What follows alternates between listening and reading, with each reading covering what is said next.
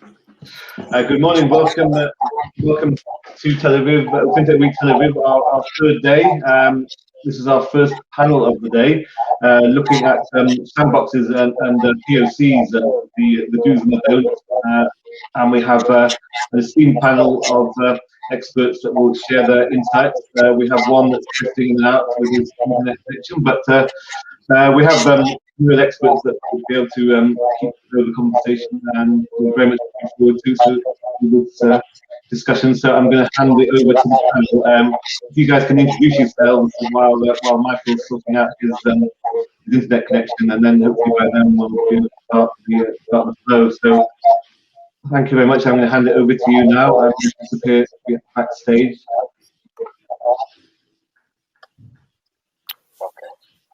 So maybe I'll start with the introductions. So then we'll just go down the line. Hello, good morning. My name is Ken Coghill. I'm the Director and Head of Innovation and Technology Risk Supervision at the Dubai Financial Services Authority. We're the independent financial services regulator for the Dubai International Financial Center.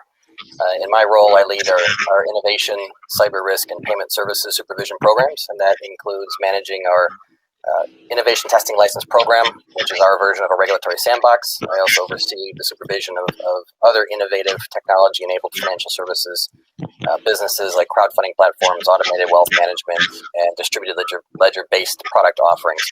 Before that, I was a markets regulator in Chicago, and before that, I started out as an equity options trader on the floor of the Chicago Board Options Exchange. So I've been doing this for a little over 20 years in this industry. Yael, do you want to go next? Yes, I will continue. Thank you, Ken. We lost our moderator. We'll try to do without him until he joins us. My name is Yael Weiss, and I'm the Innovation Manager at the Israeli Securities Authority. I'm head of the FinTech team at the ISA. The panel is about sandboxes. We still do not have an operative sandbox in Israel, but we do have almost final legislation of a sandbox, and one of ISA's main strategic objectives is to prompt innovation, technology innovation in the capital markets, and we consider the sandbox as a very big opportunity for us, and I'm very excited to be here today to talk about it.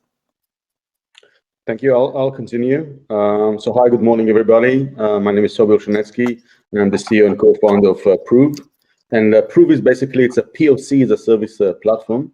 We are working with heavy regulated industries like banks, insurance companies, and government agencies to run the innovation adoption in a much easier way by creating a full-blown solution, including smart sandboxes, data creation, KPIs, and many other goodies that we allow on the platform. And we came up with this crazy idea of creating a POC as a service after 20 years of us chasing guys like yourself on the panel, trying to convince you to open for us a testing environment so we can sell you one of the previous technologies that we created. And we saw that we have to have a solution, so this is Proov, POC as a service. Okay, hey, hello everyone. My name is Magnus Almqvist. I head up sales and marketing for a Israeli fintech company called Exberry. And Exberry, we offer a matching engine as a service, and our customers are exchanges and marketplaces of any shape and size. And in my role, I'm privileged in talking to an enormous amount of different kinds of new initiatives and existing initiatives that are looking at new types of asset classes, new types of trading, and finding new innovative ways of attracting liquidity and attractive customers to their markets. We offer a technical sandbox, so it's a purely API-focused sandbox to kind of test our technology. Many of our prospects are involved in regulatory sandboxes. And the perspective I'm bringing here is being a vendor talking to prospects and the benefits and the pitfalls that they see in interacting with sandboxes. Okay, well, it looks like we still don't have our moderator yet, so why don't we'll do the best we can with the discussion. Do you hear me, Ken? Yes. Oh, Michael, yes. Welcome aboard. Hi, I'm here. Sorry. All of a sudden, it pushed me out right when we were about to start. So I apologize for that. I imagine you each introduced yourselves. Yes. So I'll just Just take a finished. quick second. So I'm the director of the local Australian Trade and Defence Office in Jerusalem, part of the Australian Government Agency of Austrade, the Trade and Investment Commission. And what we do is, on the one hand, we help Australian exporters to enter foreign markets like Israel. We also assist and advise Israeli companies and other foreign companies about establishing a presence in Australia. And other types of partnerships and connections. We also run a landing pad program, which will come up later in this talk, that assists and helps, basically brings Australian fintech and other tech startups to locations around the world like San Francisco, Shanghai, and Tel Aviv, either physically or virtually in this era, to build their capacity to go global, to enter foreign markets, and also to enable them to find POCs and partnerships in market for global expansion. So with that, I think we can start our discussion. I'll get off with the first question, which I will direct actually to, we can start with Ken. What are some sandbox do's and don'ts for regulators in startups? I'll just quickly say that we know with regulatory sandboxes that everybody understands in the fintech world, the financial services community, that there is a need for mechanisms, right, for ways that fintechs can test and implement, demonstrate their solutions without, on the one hand, allowing them to do that, but on the other hand, protecting customers and ensuring integrity of the financial system. So what can you tell us, Ken, about based on your experience? Sure. Well, I'll start with the don'ts for the regulator side. And the first don't is don't enable a sandbox just to have a sandbox. Don't get caught up in what's seemingly a competitive environment with different jurisdictions to have the most popular sandbox. That's not the point. Don't underestimate the time and the resource that is needed to run a sandbox. It is an exceptionally time-consuming process to run one. It takes a number of individuals to do it, and the numbers that don't often bore out the level of resource needed to commit to it. So it's not a sandbox is not a numbers game, and on a cost-benefit analysis, there really is no formula to justify a sandbox. So it's something that you have to approach from the point of view of you have a regulatory objective. There's a need for it in supporting innovation and making sure that innovation enters the market in a way such that you can maintain those objectives. That's what it's about. So it needs to be well thought out ahead of time. You need to understand why it is you're implementing a sandbox to begin with, and what's the objective. Are you doing it to support startups entering the market? Are you using the sandbox to support innovation in the sense where you're looking at innovation where you don't have rules in place already for it? Are you seeing innovation where you have rules in place, but they didn't necessarily contemplate the type of technology that's coming in? So it's not certain if the rules clearly apply or how they apply to the technology. So what is the point? And that can take a while to figure out. So what I would do, what I'd suggest you do, is talk to other regulators that have sandboxes that are already and have gone through the experience. And those that have had one for a couple of years will have a lot to say about the experiences. Be adaptable. Be ready that once you create the model that you think works and that fits with your objectives, know that what works today might not work tomorrow, and be ready to adapt. After all, it is a program about supporting innovation, so be prepared to be a bit innovative. Switching to the private side, there's a balance between a regulator being innovative, between the amount of innovation that is considered innovative for a regulator and what a fintech startup would consider being innovative enough. And the balance isn't. There's always a push and pull. Fintechs don't think we're being innovative enough, and on the regulation side, sometimes we think we're being too innovative and a bit too risky, and jeopardizing our regulatory objectives. So, on the private side, some tips when you're talking to a regulator and you want to participate in a sandbox. One thing to be mindful of: you don't have to sell to a regulator. Don't waste that time that you have with a regulator to sell them on the market. It's interesting information, and And we like to hear it once or twice, but we don't need to hear it from every fintech about where the gaps are at in the market. Our primary concern is can you operate in a way that isn't going to harm clients, that isn't going to harm the local market, and isn't going to jeopardize financial stability.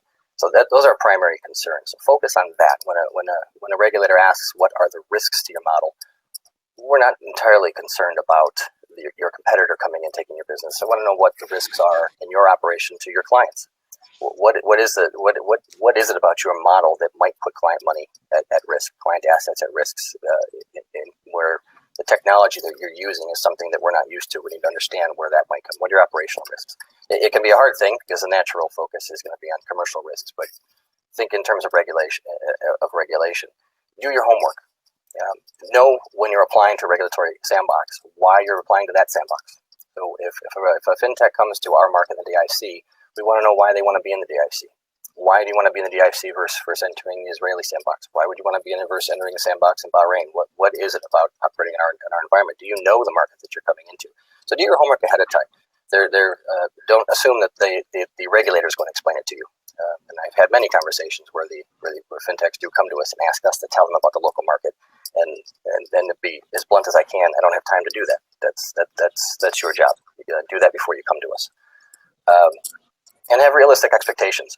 Sandboxes are about testing. So be prepared to explain to a regulator why it is that you need to test and what it is that you need to test.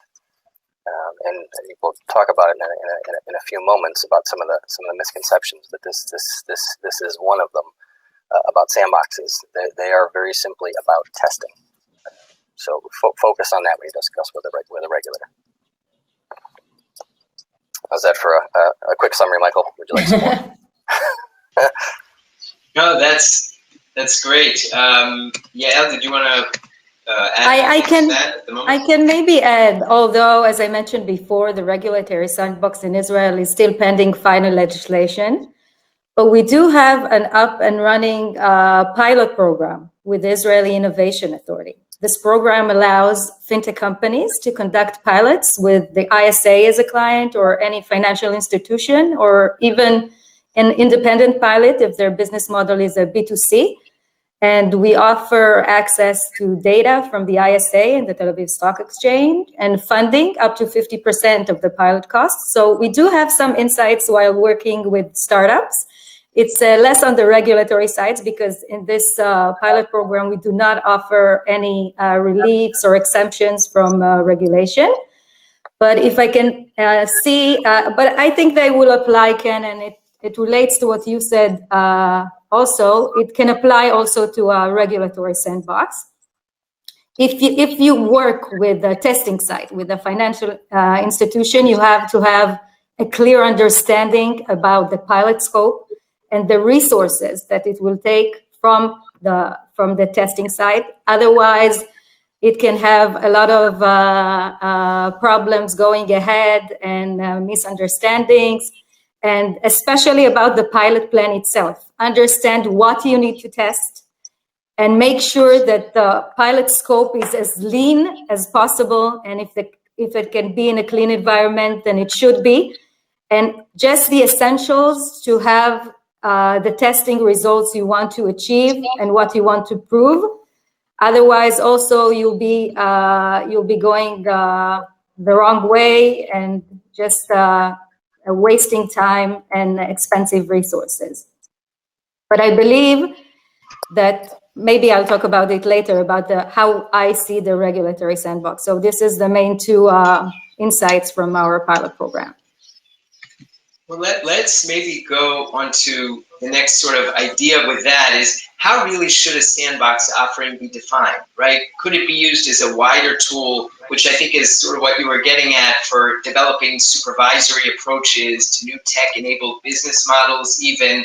Are there alternatives? I mean, I know Australia has gone through a few stages also in terms of defining, what the ideal here is, what are the best levers to pull.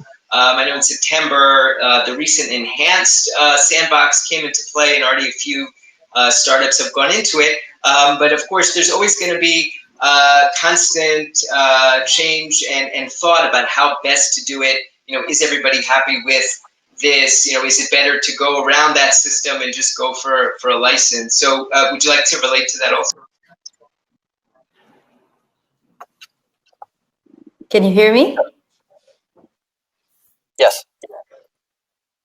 Okay, so in Israel, we started with a joint committee of all financial regulators, the Ministry of Finance and Justice and the Ministry of Justice. And we thought about, our vision was to create a beta site for Israeli companies here. Because we have a lot of technology here in Israel, but most fintechs do not consider Israel as their main target market. So we have our soon to be active, I hope, Sandbox has 2 tracks. And I completely hear what Ken is saying, that we need to be agile. And I think this allows us some agility because we have a Sandbox law, which is unconventional in many ways. We have a licensing track that is designated for companies whose operations require a permit or a license from one or more financial regulators. And in this track, we can offer some reliefs and exemptions from certain regulation, while of course imposing other regulatory duties to address the certain risks that derive from technology or business model. And we have also an oversight track that I really, I'm not still sure how it will operate, but it allows us to assume some kind of regulatory supervision over companies that do not need licensing or permits. What I think the committee was thinking about was maybe to impose an ad hoc AML regime, for example, for companies, on fintech companies, to make it easier for them to operate in Israel and to protect also the customers. But since Israel is a small market, I think we need to further explore the why. Why should Israeli fintechs apply to the Israeli sandbox when they can apply anywhere in their target markets, anywhere in the world? And we should maybe think about our value proposition. Maybe we should provide access to data as we see other regulators do, or maybe offer funding and maybe explore this question. But as a regulator, I admit that me personally, I would also like to have a pilot phase for regulation, not only for companies to test their business models, but for me as a regulator to test certain regulatory regimes. So I can test on more than one company, because at the end, one company is accepted to the sandbox and you may apply some regulation and you can see how it behaves, but maybe it will be more effective if we can test on a bigger number of companies.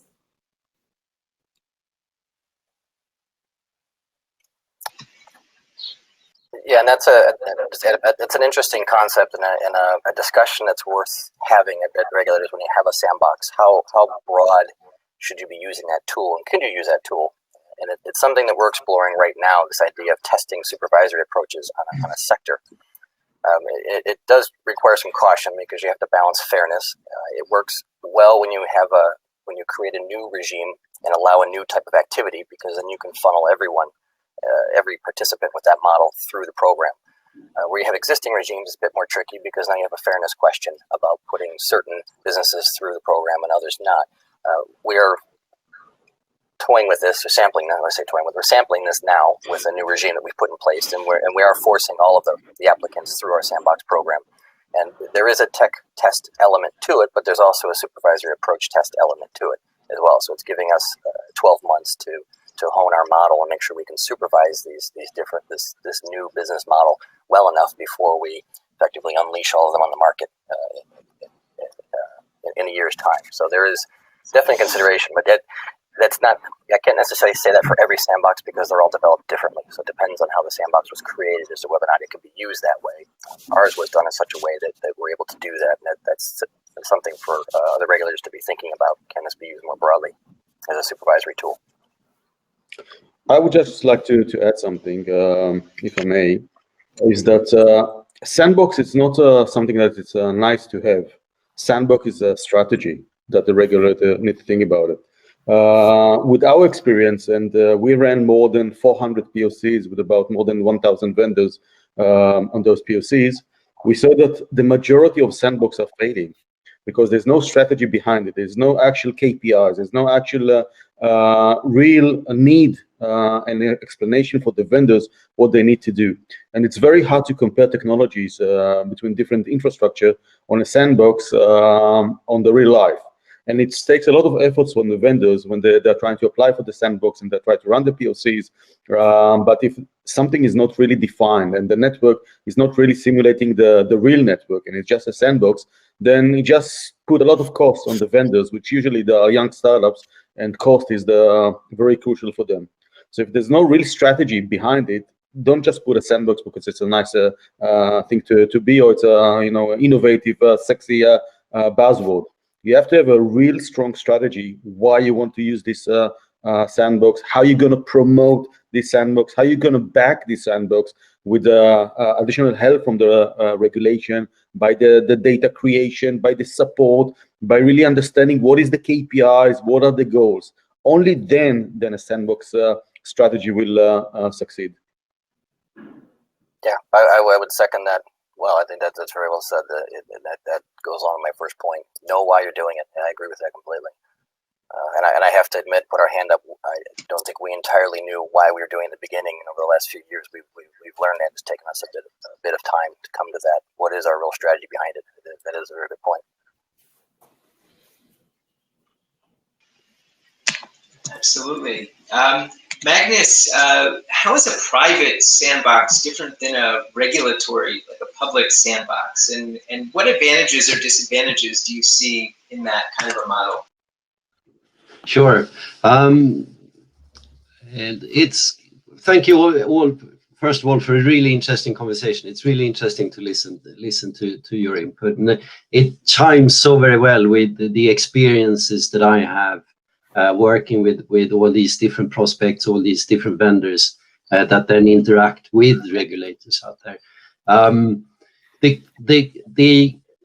The initiatives that kind of shorten their time to market and are more likely to succeed in their launch have had a very early interaction and detailed interaction with the regulators. Very often that is through Sandbox, but sometimes it's not through Sandbox. It's just through how the regulator operates. And I think that's back to the last point, that a Sandbox per se is not a silver bullet. It's about what you do and how you do it. But no doubt, I see that the fintech initiatives, the startup initiatives that have early feedback from regulators, they do well. We offer a private sandbox, if you like it, a fintech sandbox, and it allows our prospects, our initiatives, to get their hands dirty very early in the process. They can trial, they can test, they understand exactly what the technology does. And that in turn then enables them to have a very concrete conversation with regulatory bodies and other interested parties. They can showcase, they can talk about it. And that allows very early detection of changes in requirements, changes in landscape, a clear understanding how regulation actually impacts their implementation. And that, of course, helps us in that we can then service our customers. We can do changes, adaptations, and we can kind of help them build something that regulators will accept and like, and also the market hopefully then will kind of flock to and use.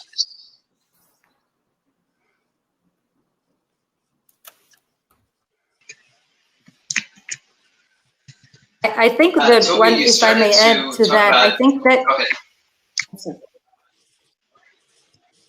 No, Toby.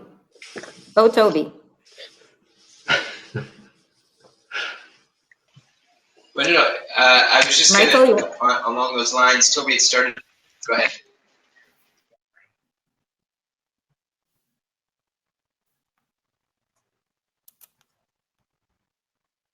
I just wanted to add, I'll do it. And then ask Toby what you wanted. I'm sorry. I just wanted to add that the regulator maybe should have also a role in private sandboxes. Like we are only one regulator. We have limited capacity, and POCs and pilots are conducted all over. And maybe we can. This is something that we intend to explore the ISA to understand what the incumbents needs in order to quickly and more safely adopt and test fintech solutions. And maybe we need to give more legal certainty on specific issues, especially privacy and data sharing. And the ISA intends to make a drill down to that point in the near future.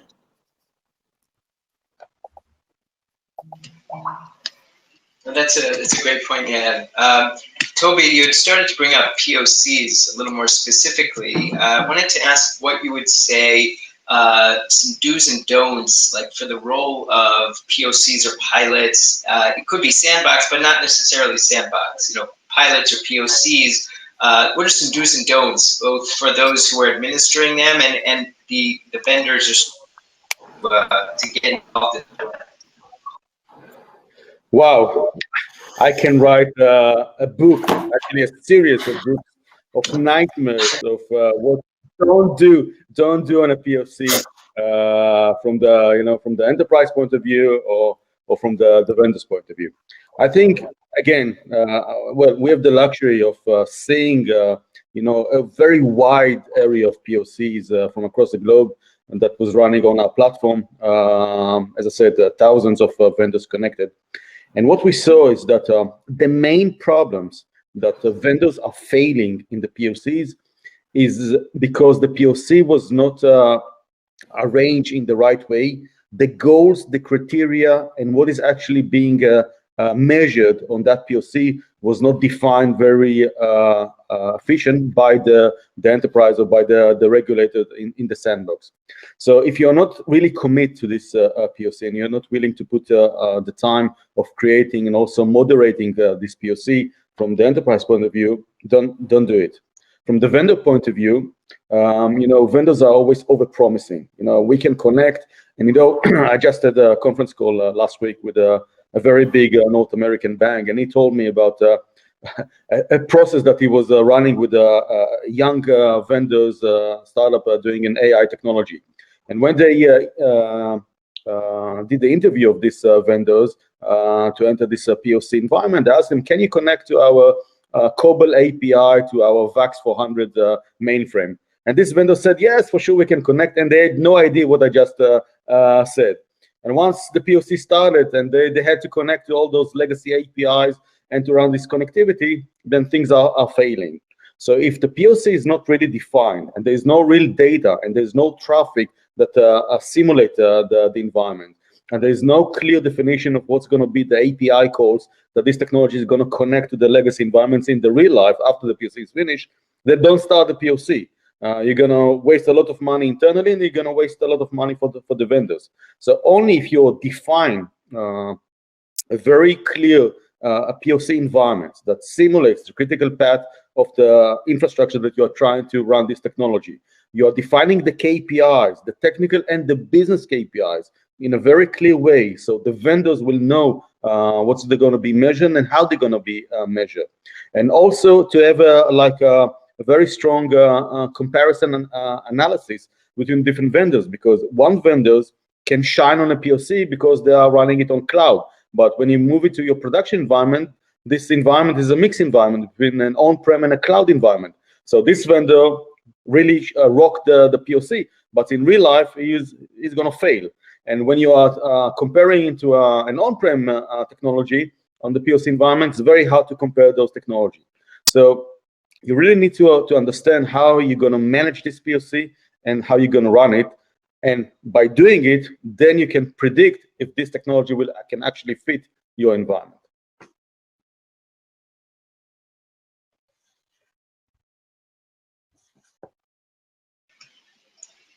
Thank you. That makes a lot of sense. And I guess the bigger question now that we're moving to, and I haven't seen any question or answers popped in yet, but moving to another basically overall perspective. Now that we've talked a little bit about Sandbox, a little bit about the pilots, what advice we can give to aspiring fintech startups seeking to advance their tech and then use these kinds of tools, whether it's the POCs or Sandbox, to maneuver. And I guess I can just start off with some quick points that we've seen through both Israeli companies going into Australia, also Australian startups through the landing pads going abroad. It's very important that companies do their homework. Are they ready for what they're proposing to do? Do they know there? Do they know who they're talking to on the other side of the table? Setting expectations on both sides, as you said, with setting the KPIs so that everybody knows what the direction is, and making sure they're appropriate for the project. We've also seen that needs to be also agreed upon milestones so that a company can target at each point. And we're talking about sensitive data, sensitive financial systems here, so it's important to have milestones as well. And the other thing is the value of connections, right? Companies, even if they're not doing the same thing, can learn from each other, whether it's from different jurisdictions or how they're able to propose using their technology to different potential partners. So it's very important to keep from that mentoring and from other peers who've gone through similar things. Magnus, would you like to? Yes, sorry. Yes, of course I do. I think this is really important and is something I feel passionate about. Start very, very early and start small is kind of the overarching kind of things. To build something, prototype something, get it up and running so that you have something concrete to show and discuss with stakeholders, and get that early feedback. Because the later you realize that you're kind of hurtling down the wrong track, the more expensive, the more complicated it is to then change tack and do changes and adopt. And that goes for technology, and it goes also for your business model and your operational model and the kind of structures that you're putting in place. So start small, start early, and be interactive, listen and really test. I'll make a general comment about between POCs and Sandboxes, and both what Magnus is saying and Toby has mentioned this in his previous response. I think it's important to setting expectations is very important. And from my viewpoint, what I see happen is startups, particularly, they'll do a POC, they'll get some investment. The POC gets rushed because they need to get an investor because they need to get some money to survive. Once they get the investor has now set expectations for that fintech. They want to see something in production. The fintech then goes to the regulator and says, I need to be in market. I don't have time to go through a sandbox. I need to be, the market is ripe now. I got to be in market in 3 months. Well, I know from experience, none of them are going to be in market in 3 months. It just isn't going to happen. It's got nothing to do with me. They're just not ready for it. So there needs to be the expectation set with all parties, and they need to sit down when you start a company, particularly one that's going to end up in a point where you need a financial services license. It's the most difficult regulatory environment to operate in. It's expensive. It's resource intensive. You need to sit down in the very beginning and set the expectations, identify all of your stakeholders, and be prepared to set expectations for them. Because I understand it's very difficult. Those writing the check have a lot of power over where you're going and the direction you set, but at the end of the day, they don't, and you could end up running your business right into the ground if you're rushing things through because you need to get to production. So sit down in the beginning and let everyone know what the expectation is, and you have to set it appropriately. And if that means talking to a regulator early on, do it. Most of us are very open to having a discussion. I know we are. If you contact us, we can spend some time initially because it's worth our while later to explain the process to you. We don't have any problem doing that. Talk to different stakeholders early on and lay it out so you don't find yourself in this bind of having to produce something very quickly. And maybe I'll add something. All very important. I don't have anything major to add, but it's all a learning process, even if you have the expectation right and everybody's at the table. And then I think it's very important to learn from everything you do and to modify what you do. So this is also something for us as a regulator. We're not used to conducting pilots. It's a new thing for us. So Just do it step by step, learn from everything you do, and don't be shy to ask for some professional assistance if needed. If it's not your, it's not our main business, and it's starting to be. So we need to get all the things we need to succeed.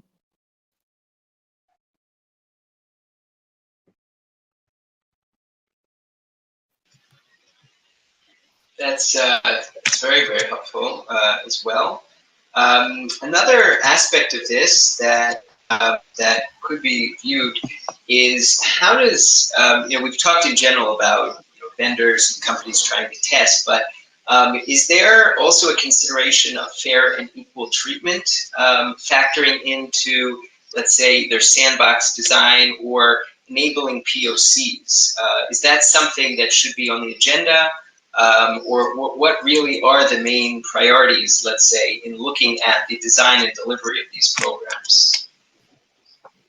Anyone want to take a stab at that?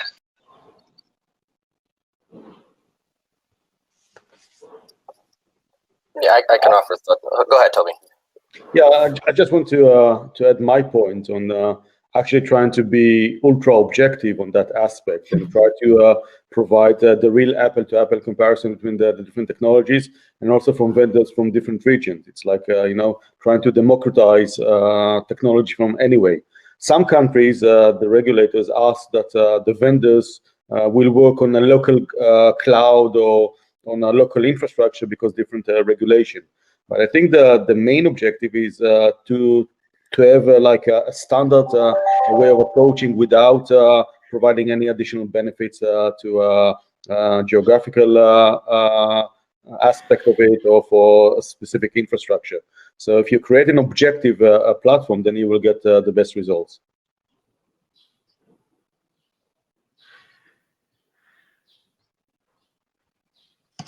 I'd like to add something there as well, because I think this is a really important question, and it's probably really hard to address. So many of the initiatives that I speak to, especially the kind of young startups that are coming in with very bright and very, very new kind of ideas, to become part of a sandbox is a key selling point for them. It helps them finding funding. It helps them kind of accelerate their ideas. So they see a huge competitive advantage to become part of a regulatory sandbox. So the question there on who you onboard and what your acceptance criteria are probably is absolutely crucial in ensuring that you provide a fair and equal service to everyone. Yeah, and that's a very important point, and we're very cognizant of that issue. Most who don't go through our sandbox would probably say it's an unfair environment. One of the misconceptions from a lot of applicants that come to the sandbox is that we're trying to pick winners and losers, and this is important from the competitive advantage point of view. We're not looking at who we think is going to be the most successful, who's the best in the market. We are looking very objectively as who can meet the regulatory requirements to go through the program. So we're careful to not give any advantage there, and we're not a part of that type of a decision.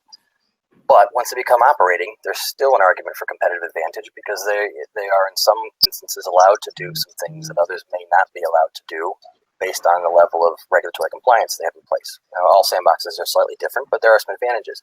So we have to be careful to balance that, and the way we do it is by the level of activity we allow the applicant to engage in. So once we give the license for sandbox, the point is to test. So we have to consider what is the minimum amount of business they need to do to effectively test.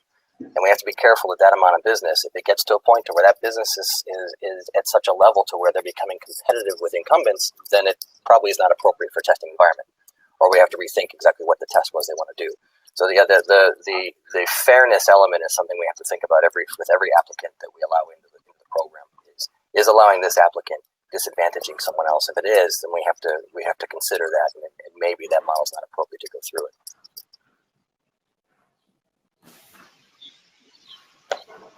Yeah, I would just say that recently there was discussion in RegTech Australia about this, that in defining how much a regulator can allow a company to do, how far you can go to test without putting risk, into the system. So RegTech and RegTech development, the adjacent subsector solutions for compliance could be tools that could be used to even make the sandboxes even broader, like basically enable companies to do more within the sandbox without jeopardizing both the regulatory requirements and also the financial systems. So just another thing to think about in designing also the POCs, that RegTech and tools for making sure compliance is a major factor could be a way to even enhance a lot of these potential ideas. Correct, and one more thing. Don't forget that. Sorry, and don't forget one more thing. Usually, the new fintech technologies are all about breaking rules. If you see all the new movement from insurtech to new financial technologies, it's all about breaking the old rules, breaking the boundaries that the old traditional way of working. So if you are allowing this flexibility in your mind, even if it's very hard to create, a too flexible sandbox position, but you need to understand how those vendors are thinking. They are coming to break rules. They're not coming to create another exactly bank technology like the old banking system, or another insurance company technologies like the old insurance company, companies. So you also need to understand the way that this new technology is thinking, and sometimes it's very hard, to try to fit a square to a round shape on this aspect. But if you are flexible in your mind and you allow, let's say, a new type of a sandbox technology, maybe like outside of your infrastructure with additional flexibility on top of that, you'll be amazed on how many new things you can learn from all those new vendors, because they're coming, to again, break the rules, providing new technologies. Now, your job is try to see how those new rules that is now start to be created going to fit the new environment. That's the main challenge when you are now sandboxing new fintech technologies. Toby, you're absolutely right. And we do expect to see in our sandbox very innovative technologies, because we want to prompt innovation and adopt innovation, but sustainable innovation. So we do want the top-notch technologies, okay? But as a regulator, we have fair and equal in our system. And I think that another important thing to do in order to keep it as fair and equal as possible, because when you get into the sandbox, you have an advantage, as Ken said. We have to be transparent, as transparent as possible through the process, the criteria, our insights, and our decision within the scope, so the whole ecosystem can benefit from the process, even though they're not actually in the sandbox. I think we need a whole other panel on this particular topic. We could go on for another hour debating this point, but I see Johnny's here.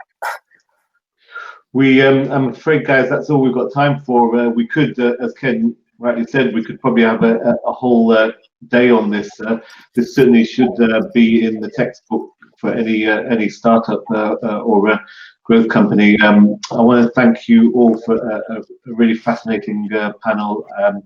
Thank you for joining us, Ken, Yael, Toby, Magnus, and Michael. Thanks for having us.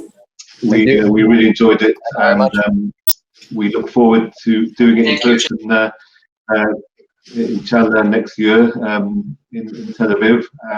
So thank you very much. If the audience can please show your appreciation, we have an emoji at the bottom that you can give a virtual round of applause to our esteemed panelists. So thank you very much again for sharing your insights with us, and we look forward to doing it again soon. Thank you, guys. Thank you. Thank you. Bye-bye. Thank you all very much.